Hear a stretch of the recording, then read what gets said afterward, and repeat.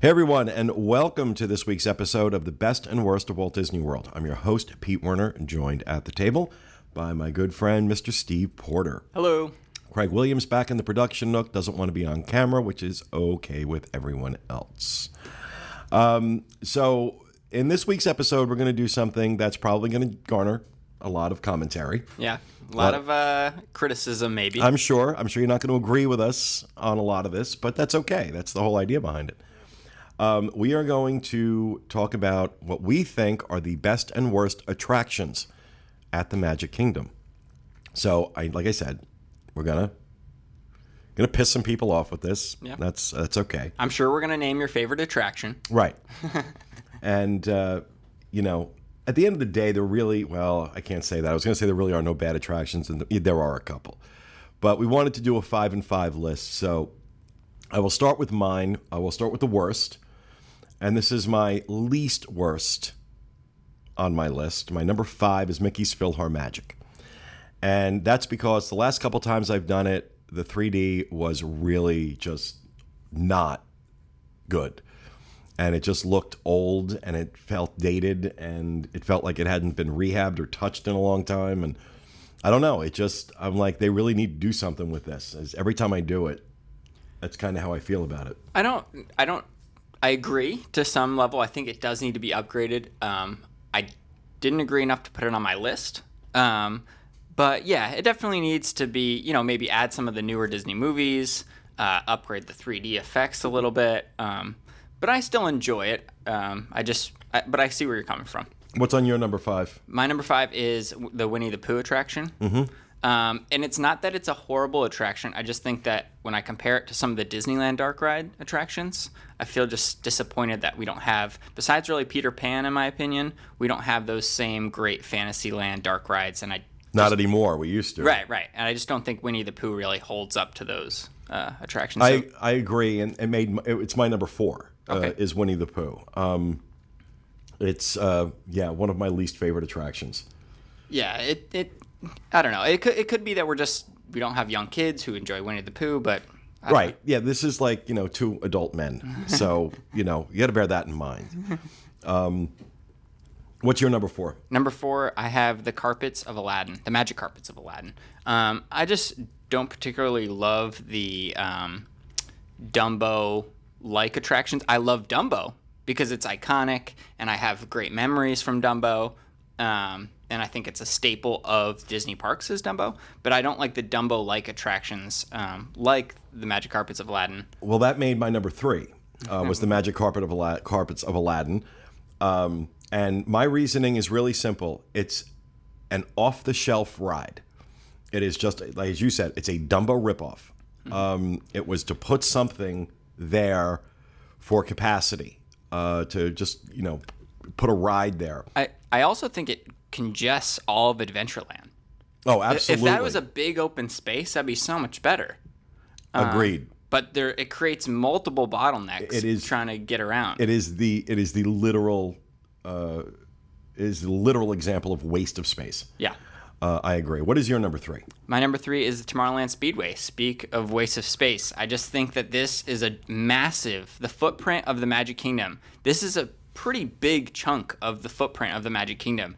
And it really is just a smelly, outdated.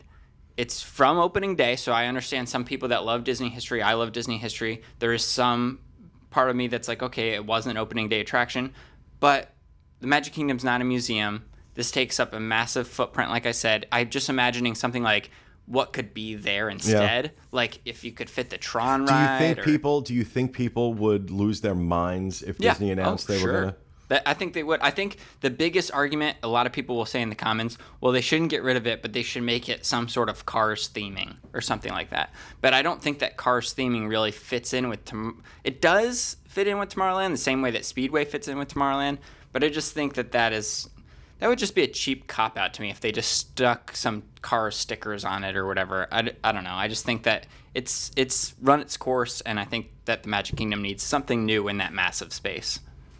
Okay. For me, my next, I guess I'm on number 2, right? You said 3? I said okay. Yeah. So my number 2 is I'm going to go with Stitch's Great Escape. I mean, it's just awful. It is. It's just awful. And it's universally considered awful. Disney knows it's awful, which is why they've stopped leaving it open, and it's only open seasonally when it's busy. So, if you have to do that, why not just bite the bullet? Yeah, close it down and do something else with it. I mean, it wasn't well received as Alien Encounter, but it went from bad to worse. At least Alien Encounter had some charm to it. Stitch's Great Escape, not at all. That's my number 2. Yeah, well, I'll actually then go out of order because we great minds think alike. That is my number 1, is Stitch's Great Escape. It is, you walk into a room, Stitch burps in your face, scratches the back of your neck, and then they tell you to leave. It's just, it's bad. And like you said, Disney knows it's bad. And it's kind of shame on Disney for not just saying, okay, clearly this is not a beloved attraction. Like, let's shut this down and get something new in here. But they're not. Yeah. And I went back and forth as to whether or not that would be my number 1 or not. But I went for my number 1, which I'm imagining is probably your number 2, Swiss Family Treehouse. Yep. Talk about pointless. Yes. First of all, when was the last time anybody watched Swiss Family Robinson? Okay, this is not one of those classic, this is not Cinderella, Snow White, Pinocchio, Peter Pan, that people go back and watch over and over again. Now, of course, there's going to be one of you, or maybe a couple of you, I just watched it last week. Good for you. But let's be honest, this is not, this is not the do-all, end-all Disney movie. IP that... and it's an attraction that requires me to walk up a lot of stairs to just stare at crap. Nothing happens. There's at least in Stitch's Great Escape, they're trying to entertain me. In this, it is just like, here it's 95 degrees and 100% humidity. Please climb up all these stairs and stare at this mock-up of other people's crap. I don't get it. My favorite experience I've ever had on Swiss Family Robinson Treehouse is a comment I heard of a child behind me that asked his parents, "What are we in line for?" Like he thought that it was the queue for an attraction. Well, that's what it is. It's a queue with no attraction, and with lots of stairs. Yeah. So that made the top. That's why that made the top, because there is absolutely no entertainment value to it whatsoever. And as bad as Stitch's Great Escape is, there is at least some attempt to entertain you, even if it falls short, even if it falls flat. There's an attempt being made. This just doesn't. So that's why it made my worst. My rationale was that I'd rather stand in Stitch's line and get to leave before I actually got to ride it. That's why I put that as my number 1. Okay. All right, so let's switch over to our best. Okay. A little more positive. And this is tough for me to put this in any kind of order because I love all of these. Mm-hmm. But I will put my number 5 as Peter Pan. You were talking earlier about classic dark rides, classic Disney dark rides. And there's a reason that this attraction constantly has a long wait. Mm-hmm. That this is really one you want to get a fast pass for, because you will wait, even on a regular day, you'll wait an hour at least to ride this. It also has a phenomenal queue. The new queue they did, I thought they really did a fantastic job with it. And it just, it does a beautiful job of capturing the story. It's entertaining. The flying over London, the whole thing. It's just classic Disney dark ride. And it is a family-geared attraction. Yes, it's family-friendly, but it creates like an adult to say, "Oh wow!" Like it kind of brings you the childlike wonder when you go on it. It's like during my college program when it takes off and the track kind of splits and you're actually dangling from up top. When I did my college program, I hadn't been to Disney in so long, and I'd forgotten about that, and I actually gasped. I was like, "Oh!" Because I forgot, and it's just a great attraction. It is. It's a phenomenal attraction. What's your number 5? The Haunted Mansion. Number 5? Yep. What is wrong with you? It's competing with my other 4. I will say, of my top 5, the top 4 on different days could be in different orders. This is probably just how I'm feeling now. But yeah, classic attraction, great music. Yeah, I think clearly you agree with me that it's on my best at least. Yeah, but number 5? It's. I have a feeling I know what it's. Why on did I your hire list. you? I'm kidding. All right, so yeah, I obviously Haunted Mansion is much higher on my list. Yeah. But number 4 for me, I'm gonna go. It's tough. It's really tough. I'm gonna go People Mover. Because I love the People Mover. I think it's awesome. And I love the experience of, I recently was there with somebody who'd never been on it. And he's like, oh my God, I could do this all day. And that's it, especially when it's like hot and crowded and crazy. And, you know, you get to see Walt's original model for Epcot, which was not supposed to be a theme park. It was going to be a city where people lived and worked. You get to see the original model for that. You get to go through Space Mountain. And if you're really, really, really lucky, when you go through, it'll be down and the lights will be on. And that's a really cool experience. You get beautiful view of Tomorrowland. You get a beautiful view of the castle. You're sitting. It's a nice ride, especially on a hot, crazy day. It is just really relaxing. And I could sit on that all day. All I'll say is, how dare you? It'd only be your number 4. Please. See, I can play the same game. Child, please. I can play. Child, please. Well, I mean, look, only because I have such strong emotional connections to my next 3. Yeah.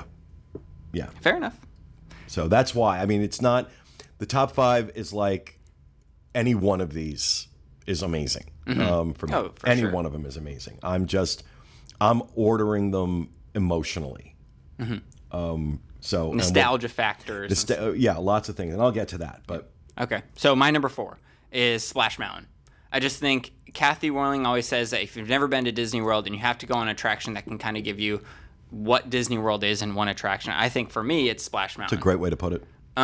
It's got the animatronics, it's got the thrill, and it has every factor. What I will say is, going to the parks as much as we do, I don't ride it as much as I wish I did. I just don't want to get soaking wet on an average, Wednesday or whatever.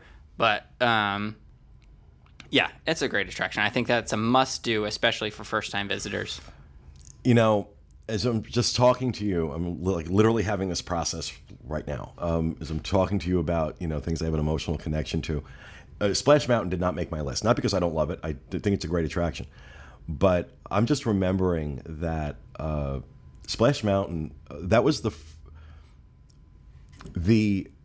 photo of Splash Mountain was what started the Diz. Yep. I know this story. It's what started the Diz. This is a great story. How did I forget that and that not make my list? We were there, John and I were there in, say, somewhere in 96, 97 maybe? No, it might have been April of 97. And we had taken my mom and my dad, and I convinced them to go on this. And my mother was terrified. She was terrified. But they went on it. And somewhere I still have the picture of mom and dad and John and I going down that final drop. And I scanned that picture in and put it on a web page to share with my niece in Massachusetts. And that's when I started building. I kind of built the Diz around that. And I had gotten this assignment with UPS, and I needed to build a website, and somebody suggested I do that. And so I just took this little site that I built to put pictures from our trip up for my niece and just started building the site around that. So that picture, because my niece had to see, we didn't have cell phones then to take a picture of it and show it to her. So this was a great way to do it. You know what? I got to change my list. I got to change my list.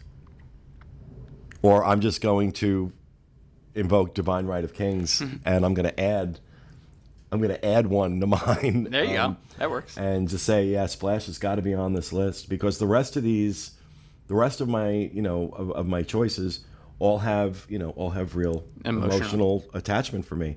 But now that I'm thinking about that, I mean, I can almost get misty thinking about that. Yeah. No Splash Mountain, no Diz. No Splash Mountain, no Diz. So, all right, where are we? It's your number 3. My number 3 is going to be Pirates of the Caribbean. It is one of my all-time favorite rides. It is a ride that I almost always do every time I go to the Magic Kingdom. I will wait. I will wait 30 minutes, 40 minutes to ride Pirates if I don't have a fast pass. For me, that was one of those early attractions that I did when I first came here. That Horizons and Spaceship Earth were other ones where I was just in awe. How is this possible? This is so cool. Mm-hmm. Like that it created this. And it just creates that story with the animatronics and the way that, it's all done. You talk about a classic Disney dark ride. And that still just holds that place in my heart. I completely agree. It's actually my number 3 too. It has great theming. It has great music. It has kind of everything that you're looking for in a great Disney attraction. Yeah. When you think of a Disney attraction, it has everything that you're looking for. So classic. It's absolute classic. Okay, so for number 2, I'm going with Haunted Mansion. Okay. Another one of the attractions that it's pretty much a guarantee every time I'm in the Magic Kingdom, I'm going on Haunted Mansion. For me, though, my desire to visit Disney World as a kid, when I promised myself when I was old enough, because my parents couldn't afford the trip, was my sister, Barbara, coming back. Her and her husband and my brother Charlie and his wife had come down. It was, I want to say, 72 early. Had come down, and my sister came back, and she was telling me about the Haunted Mansion, about the ghost dancing. And I remember being absolutely fascinated by that. And a few years later, my best friend in high school, John Waskey, or in grammar school, actually, his family went down every year, and he would talk about Haunted Mansion. He would talk about Space Mountain and the different things. And that is what started. I would say to myself, when I'm old enough, I'm going to go to Disney World. I have to see this. And that was one of the first attractions that I did. And again, just like, oh my God, this, because you stop and think about it. Stop and think about it. For a lot of us, we've been there, we've been to Disney multiple times. When you've never been and you have no point of reference for this stuff and you're seeing it for the first time, it's incredible. Mm-hmm. And so when I think about those attractions, I think about those moments. That's what I think about. Very fair. So was that your number 2? That's my number 2. Okay, my number 2 is Space Mountain. I love Tomorrowland. I worked in Tomorrowland, and I love thrill attractions in Walt Disney World. And I think that if you combine all those things into one thing, that is Space Mountain. Tomorrowland thrill ride. It's just it is an iconic Disney attraction. I mean, yes, it jostles you around a little bit more than Disneyland's does, but there's something special to it. I every time that I get off Space Mountain, I'm always smiling. That's true for a lot of Disney attractions, but it's especially true for Space Mountain for me. Okay. Coming to my number 1, Small World. Small World. And again, it's just got a story. And for me, that story is my mother at the 1964 World's Fair was pregnant with me riding Small World.